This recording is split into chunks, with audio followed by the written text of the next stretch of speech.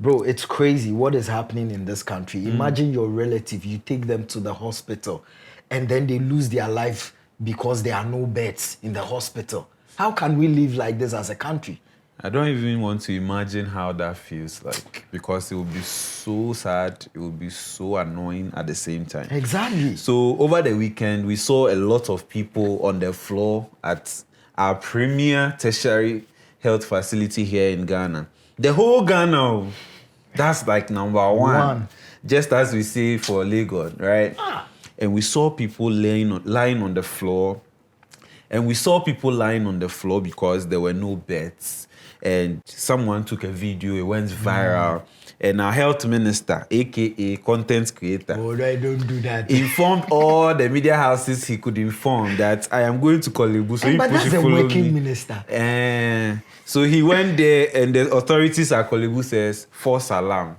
And yes, sir, because they've cleared the people. As you can see, everybody's lying on their bed. It's AI, so we are investigating. AI. And the Doctors Association at Korle Bu says it's a lie. That is our reality every single day. Look at that. Kingsley, and we can't be quiet about this. Because, I mean, for a prosperous nation, you need healthy citizens. And you can't have healthy citizens if you don't have a proper working health system. You are right, absolutely right. But I think we are here because one of the biggest factors is brain drain. So we have a lot of our experienced nurses and doctors moving outside Ghana for greener pastures. Is that not terrible? Very terrible. Because as a country, we can boast of training one of the best health professionals in the world. Where is the lie? Where is that? I saw the Prime Minister for St. Kitts and Nevis when he came to Ghana, and you can tell the joy with which he was mounting praises on Ghanaian nurses over there. And it tells you the average nurse and doctor here in Ghana, when they move outside of Ghana, they are the best workers. I'm telling you. Because sometimes the environment you are in determines the behavior of whether you be patriotic or not. Elsewhere, they value them, and so they give off their best.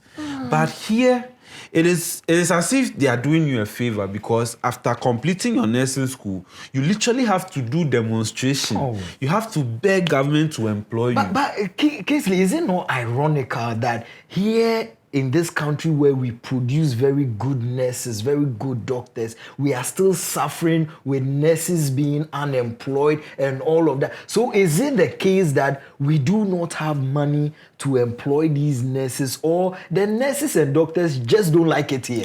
We have money, but we choose to do cathedral and other useless things.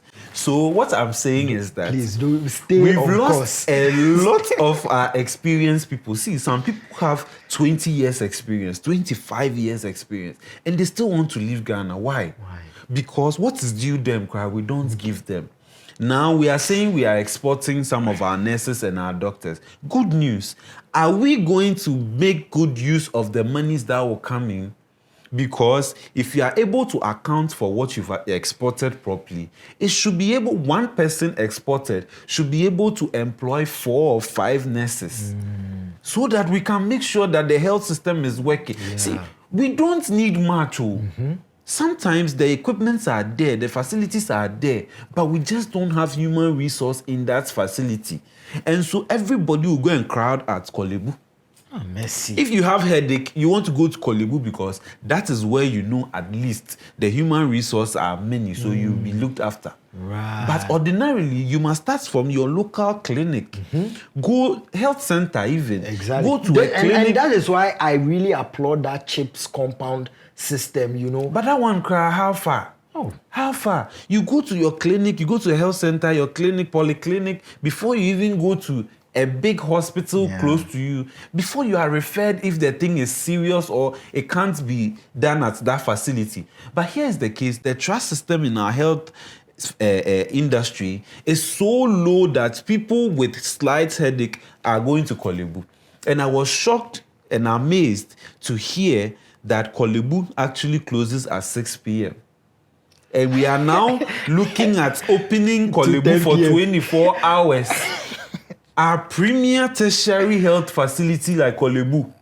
You see, Kingsley, we cannot, you see, the time has come for us to stop pretending that we cannot politicize everything when everything that is happening is going through and under the lens of politics. You know, because every decision that is being taken that affects you and me is being taken by the political class. Yeah. So we cannot sit aloof and say that, oh, me politics. Me, I don't like politics. You must like politics.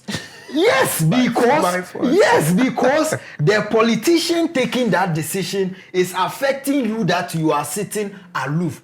And is it not interesting that the group of leaders that got everything free in their time are the ones that giving us the most problem in today's time? Speaking of free, I think that mindset, especially with the current leaders, is the reason why we have a lot of our problems, like you said. Yes. And I'll give you one example. Ambulance, for example, elsewhere, you pay for it, and so people have to do their work. Sometimes when something happens, right, before you get to the health facility, the ambulance, the paramedics would have taken care of you. When you get there, there will not be need to even enter emergency ward. But here's the case, we want free. So if we have to pay for our health facilities and our health systems to work, we are not saying we won't pay. Maybe you can subsidize it for us. But if we have to pay small amounts for this health industry or health, I don't know what to call them, health system to work, maybe tell us every month we have health insurance. Yes. How many people are benefiting from it? Just so to keep the system running and to make it sustainable. We are willing to pay if that will make the system better. Exactly. And you see, these leaders who enjoyed free things at their time, and we even hear history has told us that they even demonstrated because they were chewing too much chicken. Yeah. When in today, the ordinary Ghanaian youth can't even afford 3 square meals a day. Yeah. And these leaders, you would expect that they would even appreciate this country the more. But look, time has shown that we have leaders who are bitter, who do not have the love of the country at heart. And that has resonated and trickled down to the ordinary Ghanaian, because the ordinary Ghanaian will say, even if this leader is not concerned about this rubbish in this gutter, and why should I be concerned? After all, the taxpayer don't pay my monthly salary. I have to go and hustle. Do you know what is funny?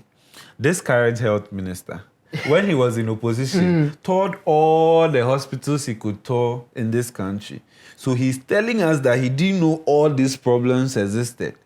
Minister now, who's a problem we were. See, this leader saying the gaslighting. Yeah. We've had some very bitter leaders that have taken the helm of affairs, and that why is are you bitter when you are eating too much chicken? Why should you be bitter?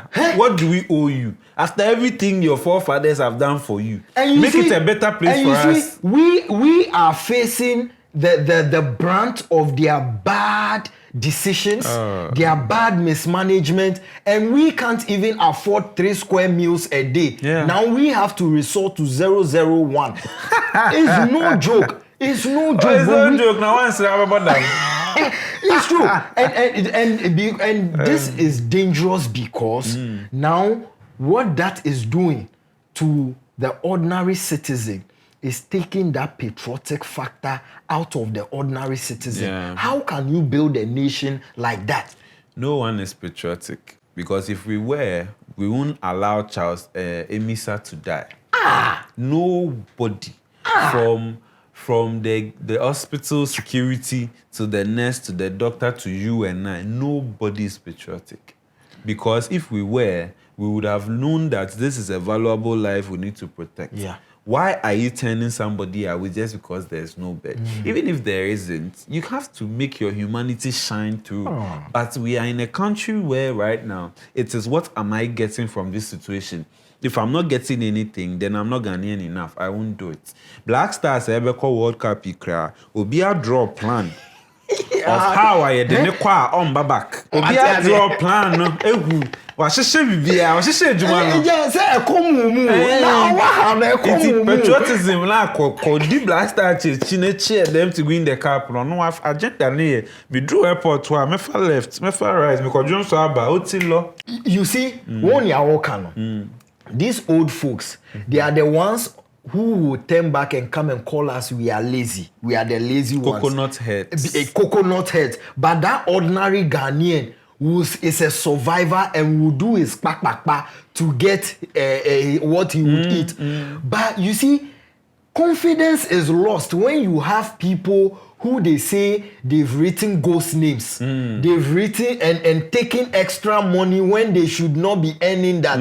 You have people who have gone to write ghost names and taking money they shouldn't be taking. But yet the wheel of justice is still grinding slowly and can't bring them to book. But a young Ghanaian who will still a plantain, that one you will see how the wheel of justice will be so fast and then bring them to book. I am saying this to say that, look, the apathy in Ghanaians, we are not justifying it all, but it is so because we've had bitter leaders in the helm of affairs and their bitterness has trickled down to the ordinary Ghanaian. So if we want to start seeing change, it should start from the top. After all, the rotting of the fish starts from the head.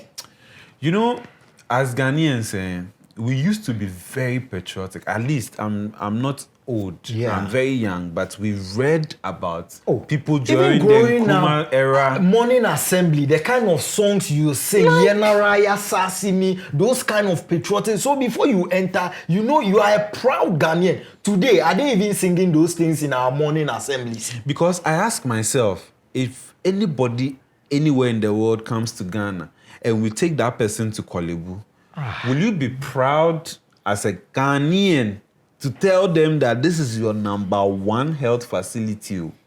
Will you be proud? Look at the buildings. I don't think you would want to put it at number one. We are not even thinking about structural integrity at Korle Bu. Hey. We are not thinking about how, at some points, we got news stories of how... cracks. Bro.